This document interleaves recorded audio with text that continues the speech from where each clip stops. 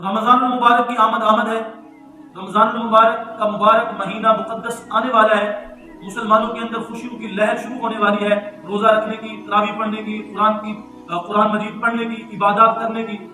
لیکن ایک بات یہ ذہن میں رکھے، یہ جو فیس بک کے اوپر، سوشل میڈیا کے اوپر یہ چلایا جا رہا ہے کہ رمضان مبارک کی جو مبارکباد دے گا اس پر جنت واجب ہے، یا ربیع الاول کا مہینہ جب آتا ہے تو یہ میسج چلاتے ہیں کہ ربیع الاول کے مہینے کی جو مبارکباد بندہ دے گا اس پر جنت واجب ہے۔ لہٰذا ان دونوں مہینوں کے بارے میں کوئی حدیث نہیں ہے، صحیح حدیث تو دور کی بات ہے، ضعیف اور بھی نہیں ہے۔